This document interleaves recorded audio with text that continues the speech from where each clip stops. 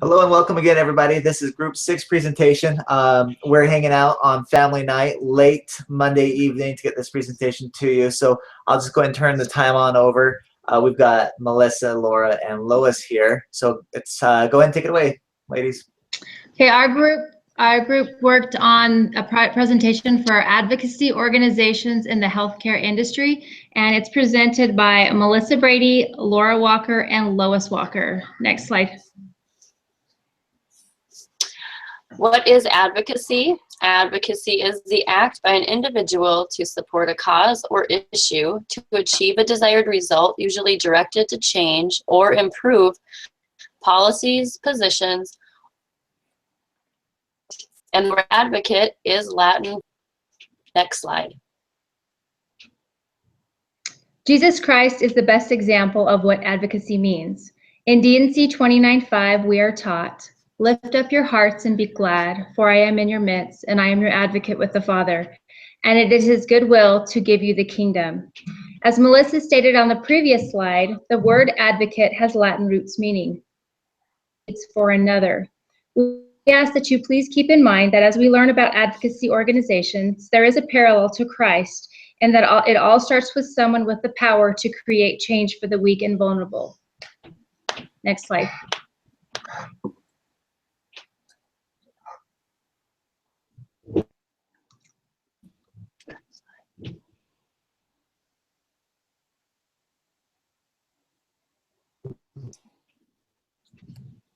Next slide. There you go.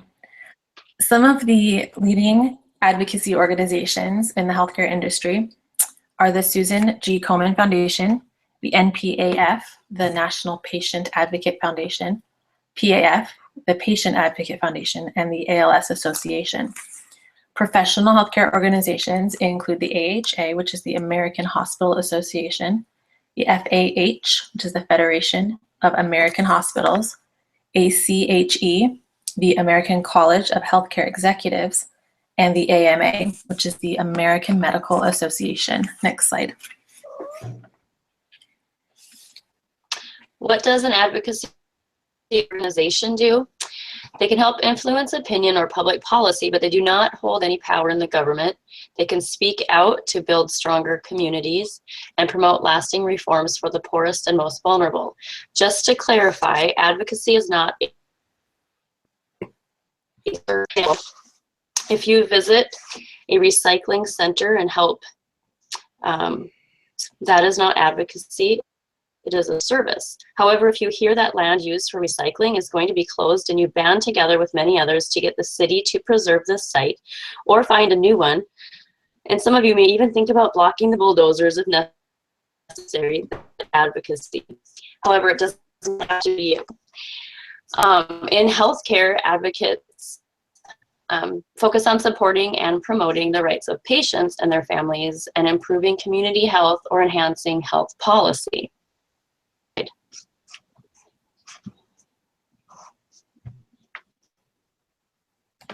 Sorry, did you say next slide? But I can also add about the healthcare advocates. Just the example there is that a family with a child, maybe with a rare health condition, would want their voice to be heard, and therefore they would be the advocates or band together with others to improve that policy or just their rights, and maybe more research funded for their child. Next slide. Susan G. Komen. This foundation serves worldwide to raise breast cancer awareness, as well as contribute funds for education, research, and advocacy, including support programs throughout the U.S. Their main focus is on supporting those with the fewest resources, such as uninsured, underinsured, and low-income women and men unable to access care. Next slide. National Patient Advocate Foundation. They are the advocate affiliate of the Patient Advocate Foundation. They use individual experiences of patients who have been denied access to affordable, quality healthcare and turn them into national and state policy initiatives. They represent the patient's voice nationwide, mainly those with chronic, debilitating, or life-threatening illnesses. The Patient Advocate Foundation provides professional case management services to Americans with life-threatening illnesses. PAF case managers serve as liaisons between the patient and their insurer, employer, or creditors. They work to resolve insurance, job retention, and debt crisis matters related to their diagnosis.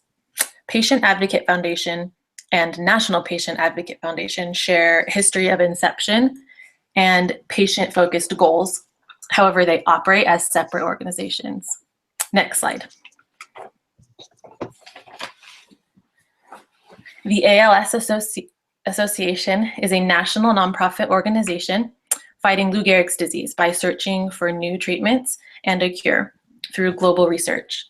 ALS Association is broken up into chapters working under the umbrella of a national charter and administrator. Each chapter provides education, advocacy, and essential services to ALS patients, their families, and caregivers, while the national organization funds research and supports the cause as a whole. Next slide. So we've just talked about and listed some examples of advocacy organizations, and now we will cover professional organizations. Organizations unite and inform people who work within the same occupation, differences, and promote and improve a common goal in their specific profession. And when they advocate, they're advocating for their peers. This provides great networking opportunities. And if they are a busy professional, it helps inform them of new legislative rulings, technology developments, and industry trends.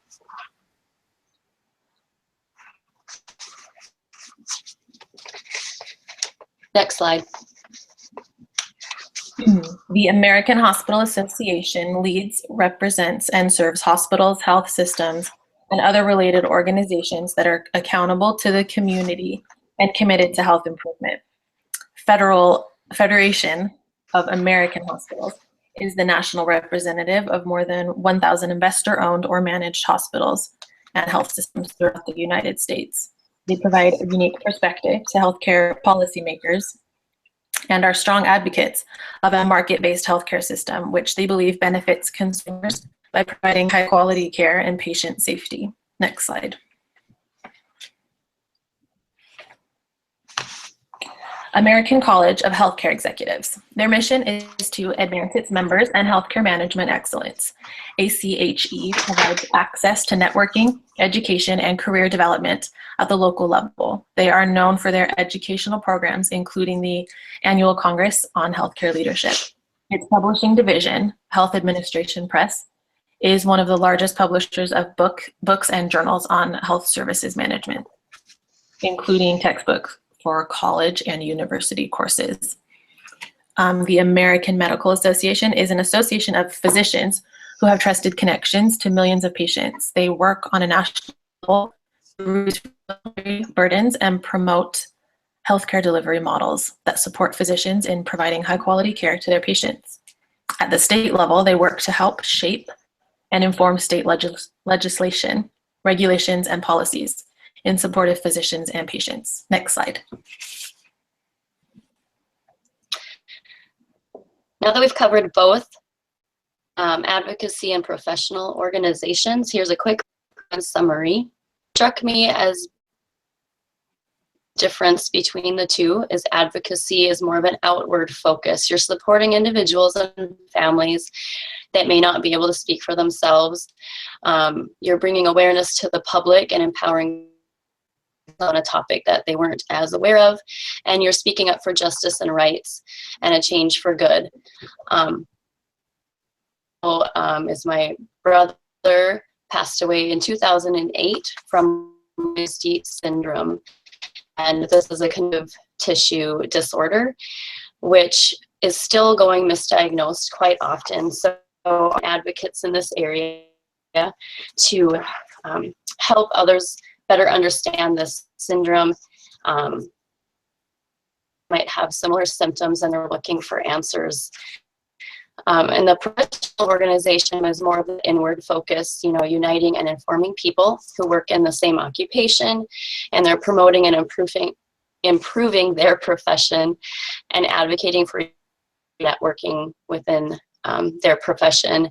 And this personal example is a massage therapist, so I'm a member of the MTA, and this gives me that of, again, networking and staying up to date on the latest massage therapy trends. Next slide.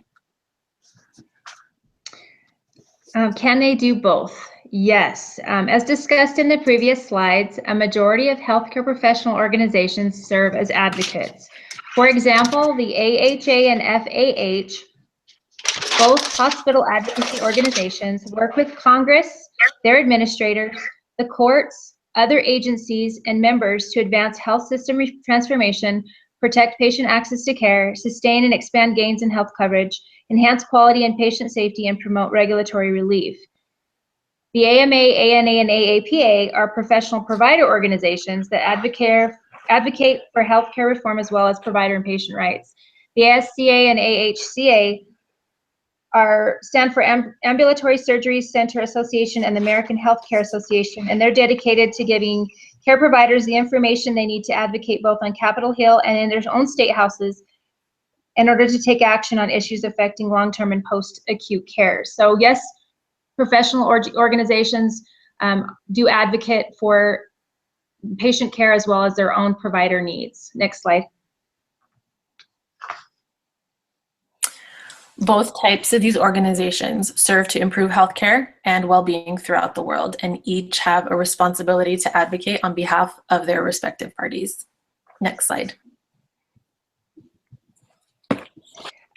As we discussed earlier, most advocacy organizations are professional in nature. Even nonprofits are still structured as professional organizations with governing boards and structured agendas. Many listed on this slide are familiar for most of us. For example, the Heritage Foundation, AARP, and Families USA, all professionally structured advocacy organizations. Next slide. The eligibility for membership. The advocacy organizations just really require your passion and knowledge on this subject, and minimal dues, meaning a lot of groups will have nothing, and some, like advocacy for pets, and professional organizations are always going to require schooling and have dues. Of course, schooling, because these are professionals in certain professions, and their dues $50 for students to $20,000 for corporations. Next slide. When and how do I join a professional advocacy organization? As we talked about earlier, many people join for hope and healing after an illness affects their lives. Other organizations require education or a license to join. So first and foremost, do your homework. Research the organization you wish to join.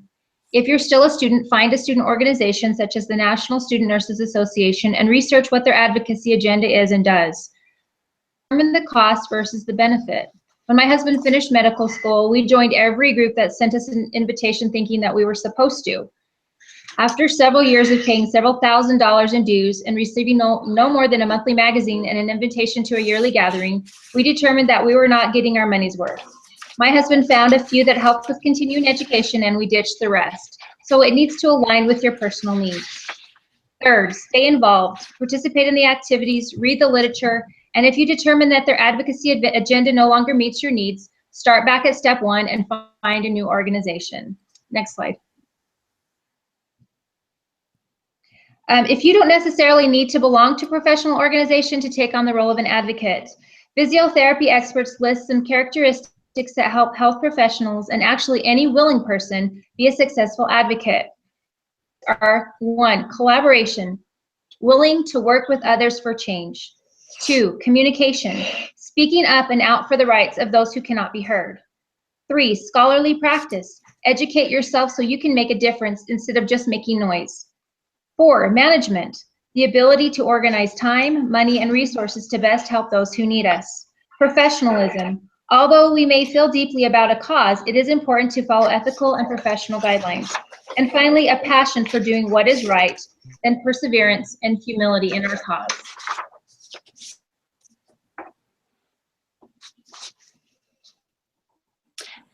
Advocacy will strategy for transforming lives. Johnny said, it can be difficult to speak truth to power. Circumstances, however, have made doing so increasingly necessary.